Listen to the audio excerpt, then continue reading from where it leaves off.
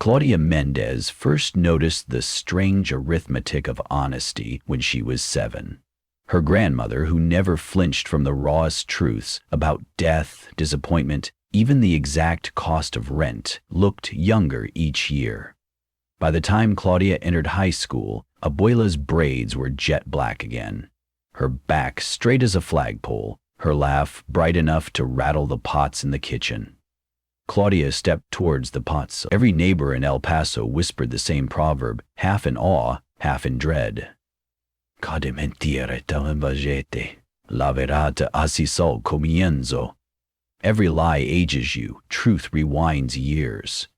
Nobody could explain the mechanism, yet everyone had a story. A classmate who cheated on exams, sprouted gray hair before graduation. A street preacher who confessed a lifetime of petty theft, suddenly danced like a child. The phenomenon was unscientific, undocumented, and absolutely real. By 16, Claudia treated truth like currency and applied it with surgical precision. When her parents asked where she'd been, she reported, "Under the bridge photographing graffiti." When a shy boy texted, "Do you like me?" she answered, "Not the way you want me to." Brutal candor trimmed her acne, brightened her posture, and shaved the baby fat from her cheeks until she could pass for 12 on her worst days. It was convenient for gymnastics tryouts, less so for dating. Her classmates envied and teased her in equal measure, calling her Benjamin Button with Wi-Fi. What they didn't realize was how exhausting truth could be. It required attention, empathy, and often the willingness to sacrifice comfort. Claudia bore the cost because the alternative premature wrinkles, arthritic fingers, and the chilling sense of wasting away terrified her more. That personal philosophy made her a natural fact-checker for the school paper, the Franklin Roar. She pored over municipal budgets, scrutinized cafeteria sourcing claims, and once exposed a local mattress store for inflating Veterans Day discounts. Yet nothing thrilled her like politics. She could smell dishonesty in campaign flyers the way some people detect rot in fruit. So when Governor Brennan, the populist-turned-senator who represented Texas in Washington, announced a televised town hall debate at the Civic Center, Claudia begged her teacher for press credentials. Senator Brennan was a notorious storyteller. He'd invented hardships to court sympathy, revised his war record, and misquoted statistics as casually as clearing his throat. Rumors said his cosmetics bill rivaled his travel budget. Claudia felt a civic duty and a teenager's righteous hunger to watch him squirm under fluorescent lights. The evening of the debate, the Civic Center buzzed like a beehive. 2,000 spectators, each carrying secret hopes and hidden guilt, filed past security. Claudia flashed her laminated badge and slipped into the press pit with her notebook, 3 pens, and an aging DSLR camera. She recognized dozens of seasoned journalists, all veteran fighters who still bore crow's feet and puffy knuckles from decades of necessary compromises. They too understood the price of partial truth.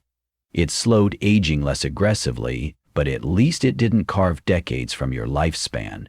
Full-blown fabrication, however, was lethal. Backstage, Senator Brennan's entourage arrived in a phalanx. From a distance, the senator looked almost statuesque. Snow-white teeth, chestnut hair, shoulders squared. But Claudia saw the micro-tremor in his eyelid, the crust of foundation at his temples. A digital ticker inside her brain began counting lies even before he spoke. She'd prepared by memorizing voting records, vetting quotes, and verifying economic reports. Every misrepresentation would be a tally mark, every omission a red flag. She kept one ear open, hoping to catch his first public utterance. At precisely 7 o'clock, the moderator, NBC News veteran Pauline Reeves, strode onto the stage. She greeted the audience, introduced Brennan and his opponent, Representative Arjun Patel, and reminded them of the debate's structure. Cameras whirred, the theme music faded. Silence settled like fresh snow. "Senator Brennan," Pauline began, "Texas has received $3,200,000,000 in federal infrastructure grants this year. You've claimed you personally secured more than $5 billion and that none of it required raising taxes. Can you clarify that statistic?" Brennan's smile could have illuminated a football stadium. Absolutely, Pauline. In fact, the figure is closer to $6 billion when you account for private sector partnerships. And not one penny came from taxpayers. We did it through efficiency. Claudia's pen squeaked across the paper. Lie 1233. She knew the actual grant amount to the cent. $3,187,400,912.00. Private partnerships covered less than 20%. The rest came from bonds underwritten by future tax revenue. Brennan's neck flushed crimson, first sign of chronological stress. Claudia watched, mesmerized, as a faint crease formed beside his left nostril. Patel pounced with polite ferocity. Senator, the Congressional Budget Office explicitly states the funds were appropriated from general revenue. That means taxes. You can't redefine accounting. The audience murmured. Brennan waved a dismissive hand. Numbers can be interpreted, Congressman. Lie, 4, and 5 point. Interpretation wasn't relocation. Under the glare of stage lights, Brennan's makeup failed. Subtle fissures opened above his brow, as though time itself were stretching his skin. Claudia sensed the collective intake of breath in the audience. No one yet grasped what was happening, but every viewer felt the primal dread of decay. She noted fresh sagging under his chin. The debate galloped on. Brennan insisted violent crime had doubled under Patel's mayoralty. It had fallen 13%. He claimed solar farms caused cancerous electromagnetic waves. Utter fiction. Each inaccuracy bloomed across his face like rust on metal. Crow's feet etched so deeply they seemed engraved by chisels. His shoulders slumped, vertebrae calcifying. By the 40-minute mark, he looked 2 decades older. Camera operators adjusted focus in confusion. Twitter detonated. Melted Brennan truth hurt aging live. Throughout, Claudia whispered real-time corrections into a lapel mic linked to the school paper's streaming channel. Her followers surged from a modest 400 to 80,000 by the halfway break. As each correction left her lips, the senator's crime statistic is off by 47%. Deepa has no record of solar-induced tumors.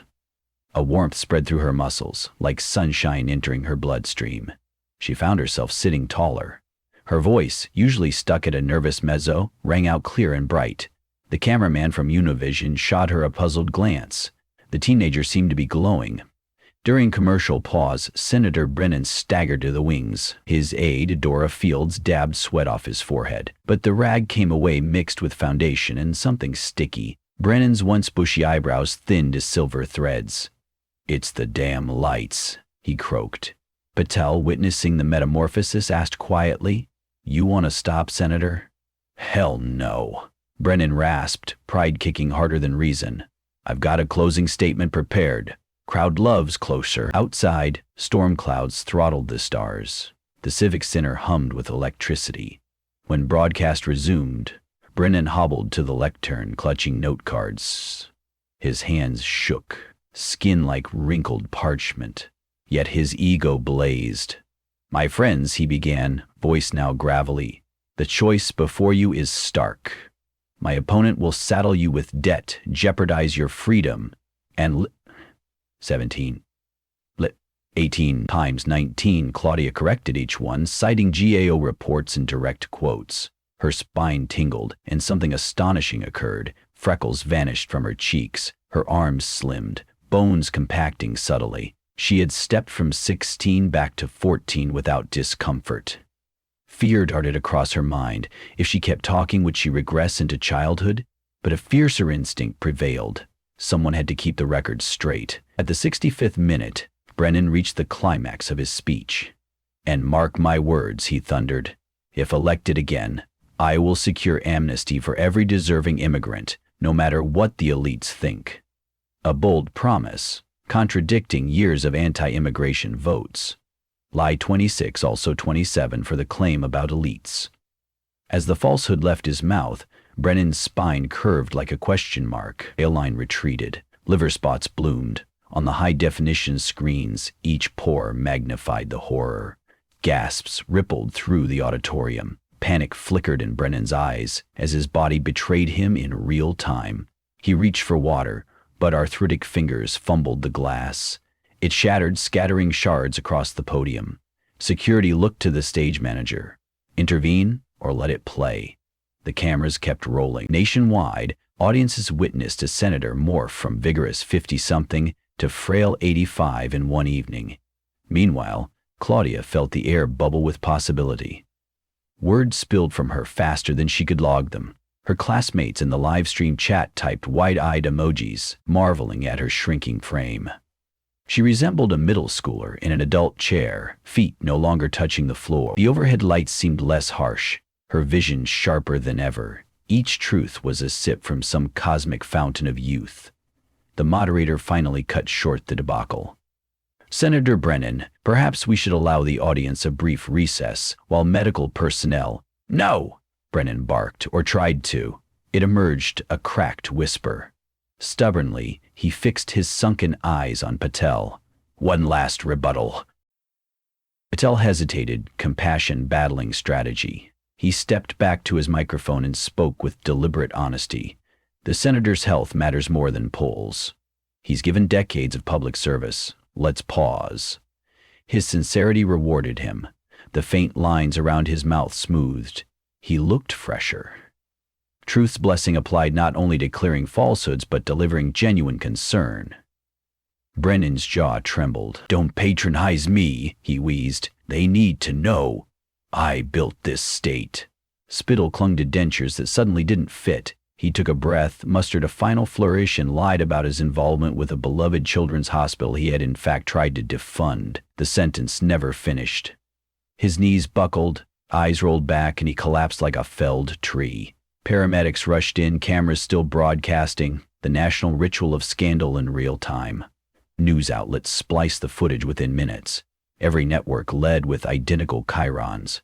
Senator ages, overnight medical mystery, or moral lesson. Across dining rooms, bars, and subway platforms, citizens confronted the old proverb made flesh. Commentators debated whether Brennan's downfall would ignite an honesty renaissance or merely entertain cynics until the next spectacle. Claudia, rejuvenated to perhaps 10 years old, stumbled backstage clutching her notebook, oversized press pass bouncing against her now narrow chest. Panic finally set in. The school district would never let a 10-year-old roam unsupervised at midnight. She needed her normal age back, somewhere between driver's permit and prom dress. But how? She couldn't simply lie. Deception carried dreadful interest. The key, she realized, was balanced candor. Share truths that were hers to tell, yet refrain from parading them for vanity. She found a quiet corridor outside the green room, sat cross-legged, and closed her eyes. She spoke softly to herself. Truths neither petty nor world-shaking, but honest admissions. I am terrified of growing up, and even more terrified of not growing up. I love my parents, but sometimes dread turning into them. I wish I believed in God as steadfastly as Abuela does. Each confession wound the chronological spring forward by a few months. Bones lengthened, voice deepened, and soon her jeans fit again. Around age 15 she paused. Good enough. She exhaled, steady. Patel rounded the corner, accompanied by 2 staffers. He spotted Claudia. You were the fact-checker tonight, weren't you?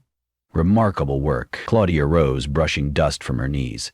Thank you, Congressman. He studied her face, perhaps sensing the oscillation of years. Are you all right? Honest answer? I don't know, she said. I watched a man die a decade every 5 minutes. I became younger than my kid's sister, and I think the country saw the rules change live on television. No, I'm not all right. Patel's eyes softened. We'll need voices like yours in the days ahead. A sudden clatter came from the triage room. Brennan, revived on a stretcher, was rambling. The paramedic's radio crackled. He insisted on a statement to the press. Reporters swarmed as nurses wheeled him out. The once towering politician now resembled a withered elder in stolen clothes. Microphones thrust toward Brennan's cracked lips. He mumbled, I never meant to mislead. I just said what they wanted to hear. Even now, half-truths. His skin sagged further, eyes clouding. Doctors begged him to rest, but he shook his head weakly. Listen, he croaked. The children's hospital. I voted against the cut originally, but leadership made me. The sentence stumbled between fiction and confession.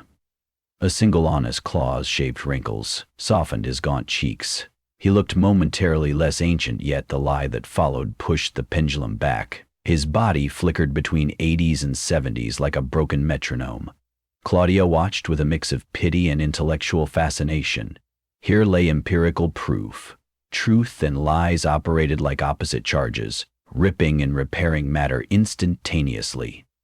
Any decent scientist would crave tissue samples, EEGs, maybe quantum measurements, but the moral conclusion preceded the data. Integrity preserved vitality. Deceit drained it. She returned to the press pit, where devices still recorded.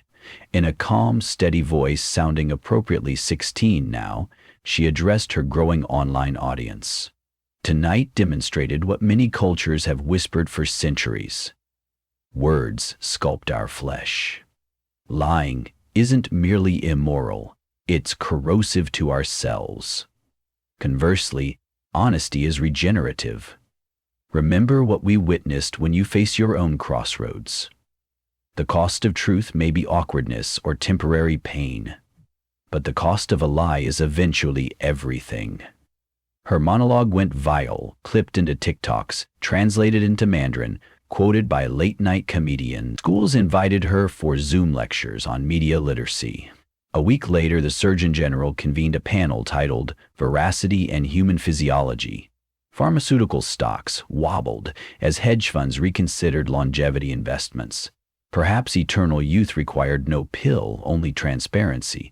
Meanwhile, politicians scrambled to pre-screen speeches for accuracy, prompting a boom in fact-checking startups. Senator Brennan spent the months following the debate in a private rehab facility in Santa Fe.